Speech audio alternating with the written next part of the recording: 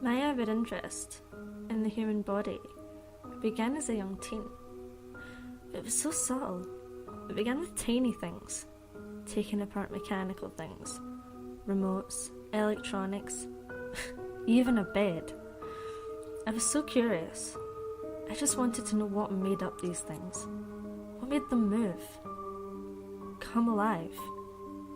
Do what they do? It was such a fantastic mystery, pulling apart a computer to find millions of parts that hum and vibrate.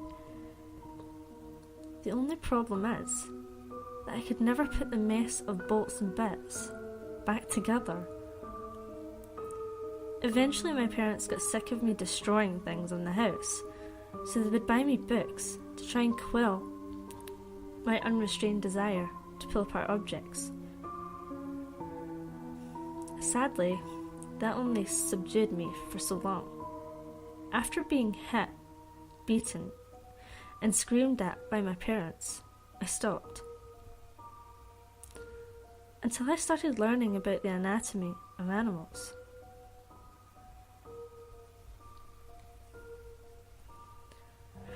I think we've all squashed spiders and killed ants.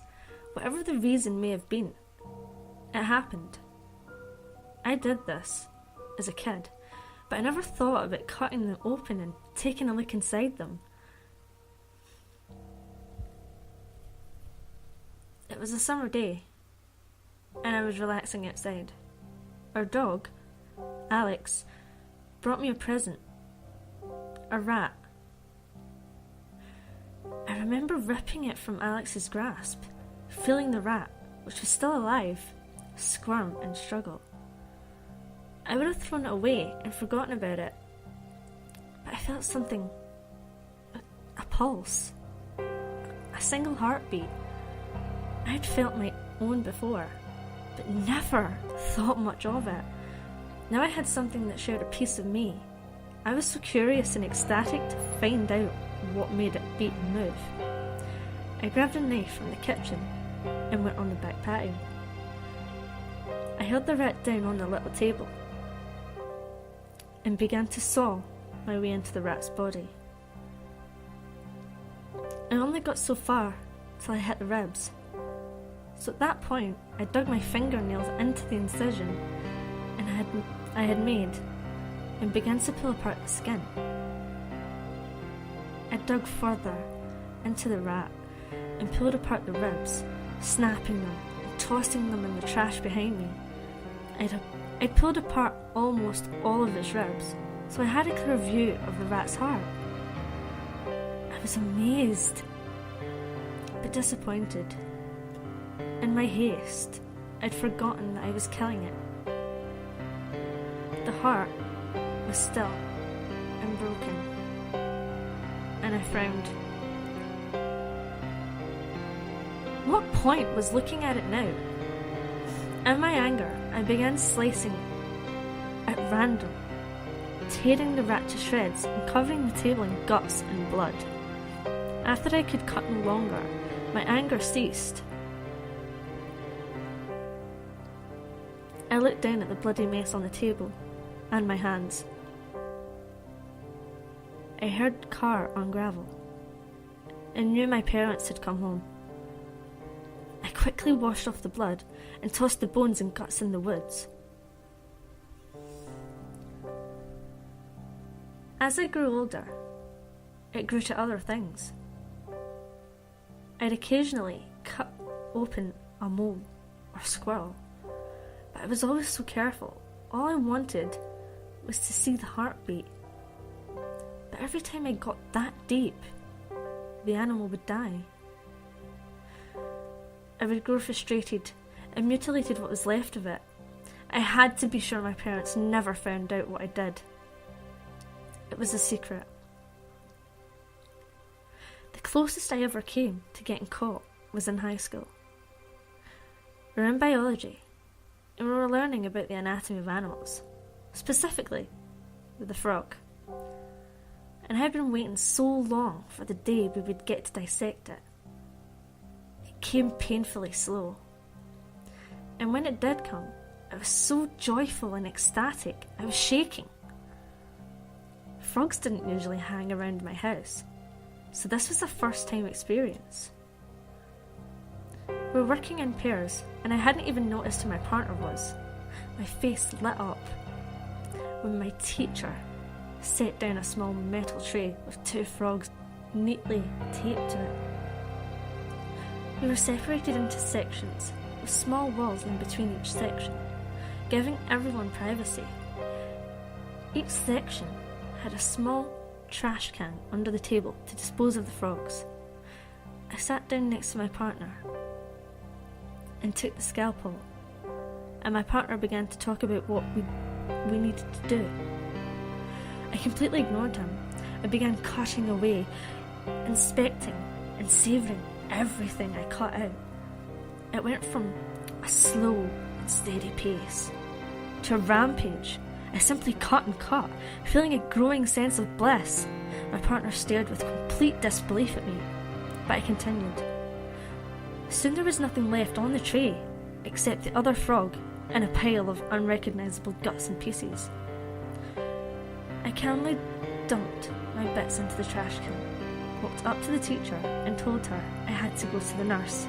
My partner never spoke to me ever again.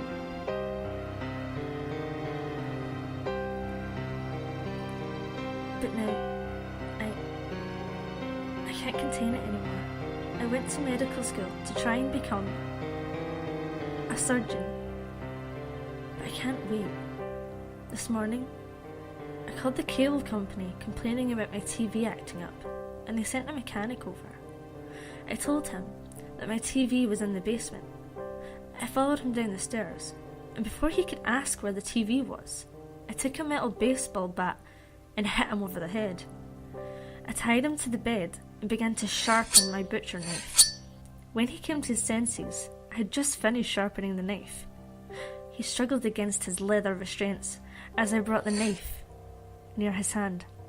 Turning the knife sideways, I began to slowly peel the skin away. I'd given him painkillers, but the look on his face was of pure terror. He tried to scream out loud, but I had gagged him. I dug the knife into his raw hand, just half an inch, and began to peel away little bits of muscle and skin. I'd reached the tendons, and one by one I began to pluck them out.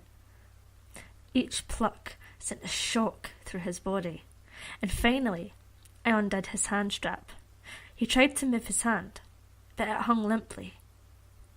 He was barely conscious now, so I gave him more painkillers. I then began to work at his legs, repeating the process I did with his hands. Now his legs were raw, and both his hands and legs were bleeding freely. Before I could finish his legs, he passed out, and his legs stopped struggling.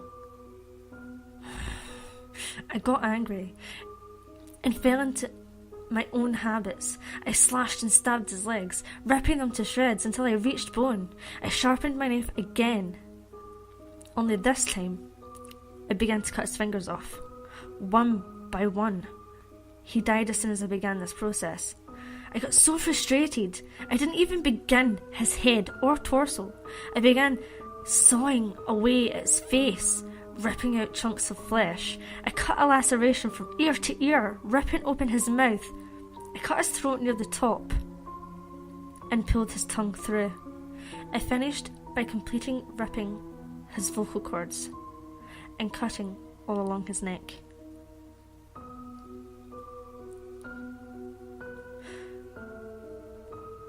I got too curious, so frustrated that everything died before I could finish. I had a wild idea though. What about me? I smiled and I brought the knife to the upper left part of my torso, where the heart was. I took as many painkillers as I could, and slowly I began to cut and cut. Looking down at my bloody torso, I felt pure and utter joy. And then it happened. I pulled out a small red object, and it gave a single beat. one slow and utter beat. And then it stopped.